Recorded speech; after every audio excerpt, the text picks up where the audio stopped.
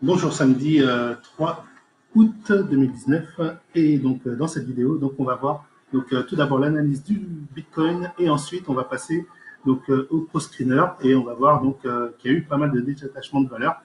Alors donc je commence vite fait par le Bitcoin, le Bitcoin en hausse donc depuis que comme je vous l'avais prodigué donc en H1 en une heure, en graphique une heure, en fait, je vous avais dit voilà, que s'il perçait sa moyenne mobile 20 jours, 20 périodes, on pourrait effectivement penser qu'il y a un signal d'achat. Donc je ne sais plus si c'était par ici ou si c'était par là. Non, je crois que c'était plus dans cette zone-là.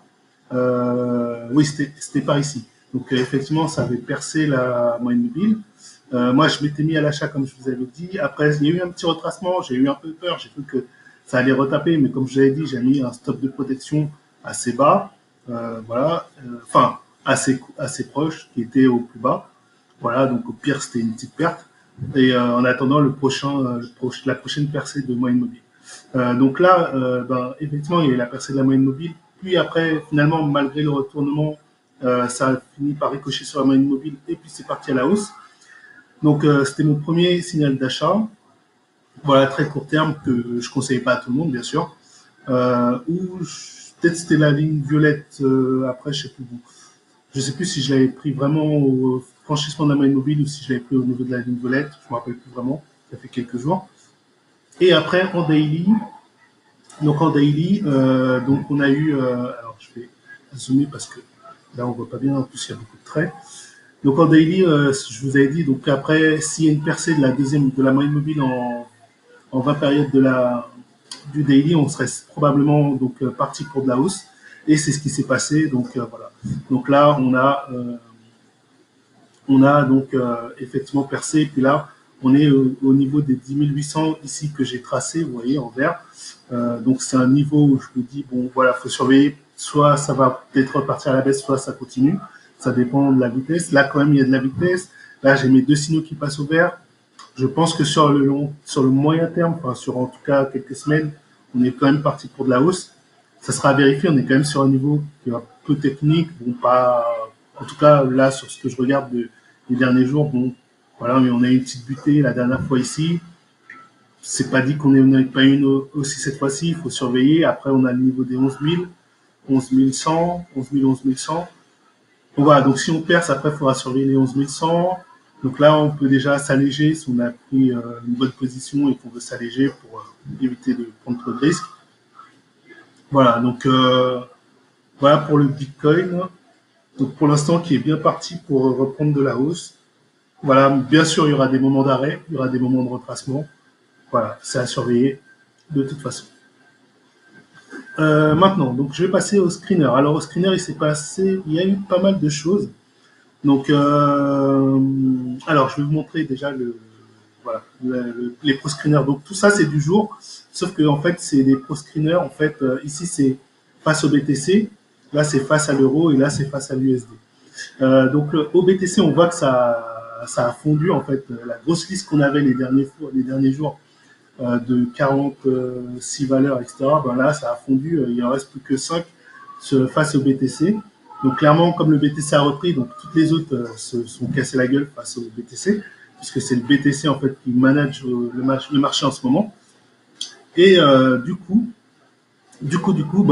façon, on n'avait pas pris position sur toutes et il y en a plein qui n'étaient pas encore valides, malgré qu'elles donnaient des signes. Pour l'instant, comme je l'ai dit, elles n'avaient pas franchi des niveaux pour la plupart, donc voilà. Donc on n'a pas perdu non plus énormément.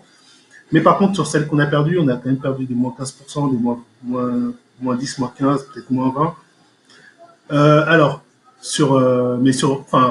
par crypto acheté.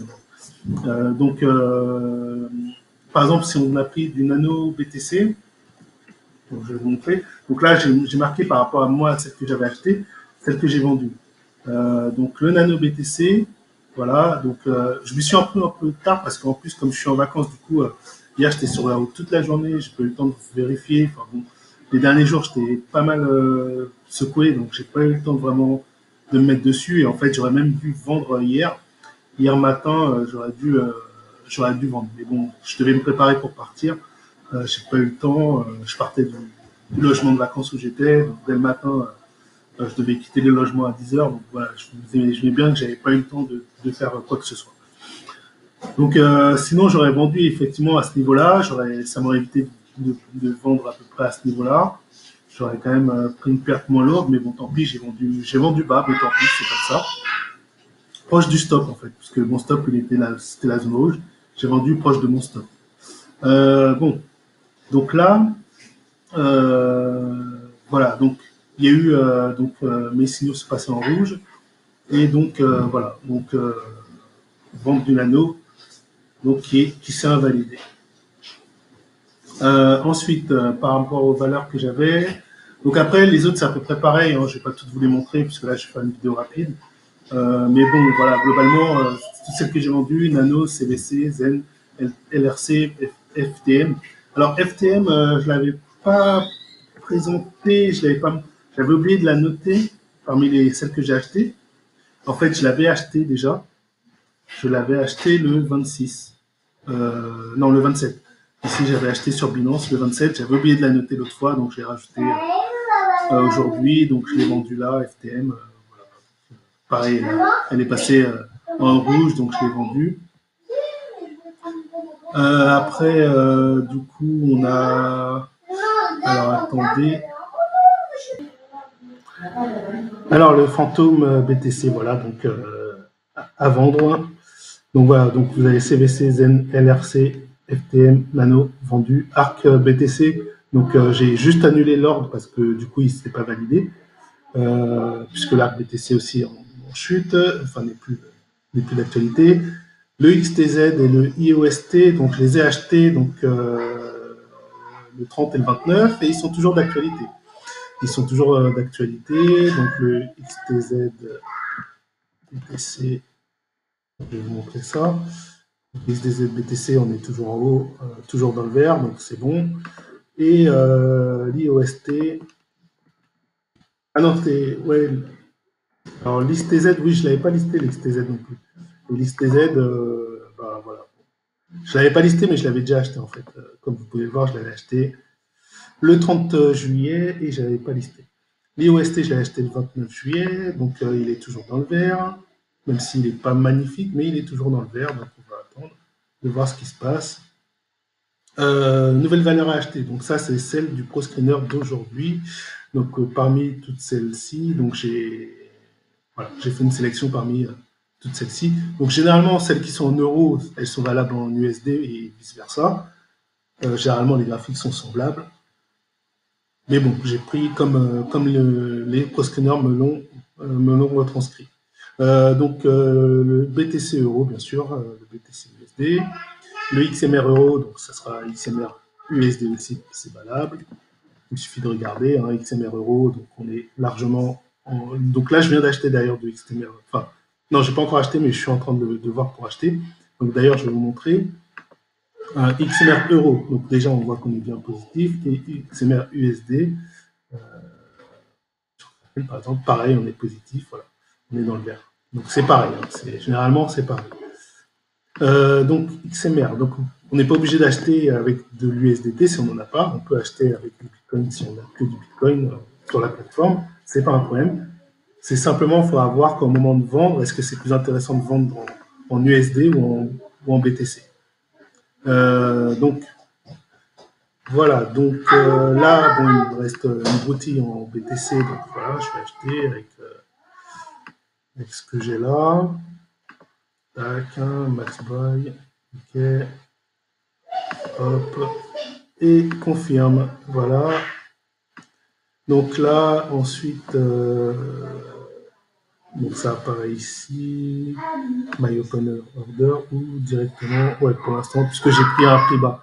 Si vraiment je voulais être exécuté à l'instant, j'aurais pris ce prix-là. Bon, j'ai pris un prix bas, on va voir, comme il y a quand même du volume normalement sur le XMR, peut-être que je serai validé dans les quelques minutes qui viennent. Bon, c'est pas grave, ça, c'est qu'un détail. Voilà, donc là, XMR euro, donc il est en progression. Après, on a le BCH euro. Les BCH USD, ce sera pareil. Hein. Simplement que je prends tel que le PostScreener me l'a transcrit. Donc là, je pense qu'on peut même déjà acheter, hein, pareil que le XMR. Ouais, on peut déjà acheter. Bon, si vraiment on veut être patient, voilà, on attend les 315, dépassement des 315. Mais bon, je dirais qu'on peut déjà acheter.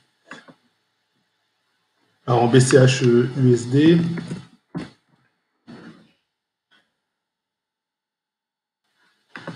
USDT, voilà, ça donnerait à peu près, donc ici, hop, c'est pareil, 350 $. On a le TH USD ou le TH euro, c'est pareil. Alors on va prendre en USD parce que c'est vrai que généralement c'est plus l'USD, donc j'ai l'habitude de trader. Donc on va aller sur celui en Kraken. Hop, et donc voilà, on peut acheter, donc soit maintenant, enfin non, peut-être pas maintenant, vaut mieux attendre un peu là. C'est vrai que là, bon, c'est pas encore fort. On va attendre ici les 228, 229, 230 $, on va dire. Dépassement des 230 $, on achète. Voilà, donc là, déjà, on peut positionner déjà des ordres d'achat avec donc les niveaux que je vous ai montrés en pointillés vert. Vous pouvez positionner déjà des ordres d'achat et dans la journée, si ça se valide, bah, ça se validera et ça sera acheté automatiquement. Comme ça, vous n'allez pas vous prendre la tête, vous allez repérer des niveaux, vous mettez, si ça passe, ça passe pas, tant pis. Donc ça, c'est dans les valeurs à acheter et dans les valeurs à surveiller. Donc c'est celles où il faudra. Donc soit les valeurs à acheter, vous pouvez déjà les acheter, hein, vous pouvez placer les niveaux comme je vous ai montré. Et les valeurs à surveiller. Donc là, pour l'instant, il ne faut pas les acheter tout de suite, il vaut mieux attendre des niveaux. Donc valeurs à acheter, par exemple ici, on va atteindre des dépassements de 102 $, par exemple, pour le Litecoin contre l'USDT.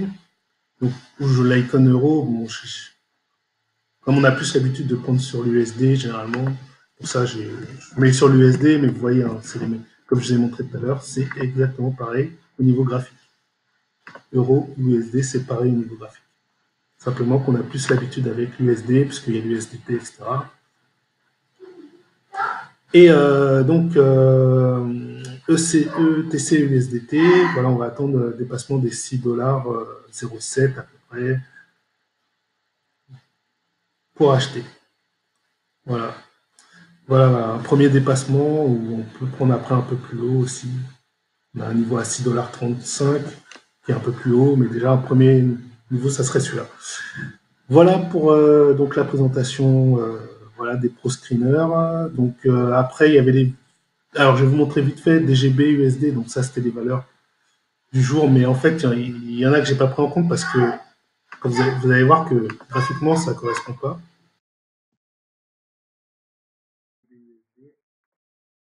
Ici, bah, on est dans le rouge, comparé à ce qui est marqué. Le Pro Screener nous dit que c'est dans le vert, mais en vérité, on est dans le rouge. Alors, il faut savoir que c'est le Pro Screener de Pro Real Time, comme j'ai déjà dit. Donc, sur Pro Real Time, des fois, ça cote un peu différemment, ou les moyennes mobiles sont un peu différentes. Enfin, bon, ça donne des résultats un peu différents, des fois, puisque ça cote différemment. Donc, voilà. Allez, bah, j'arrête cette vidéo et merci de m'avoir écouté et bon investissement. Ciao.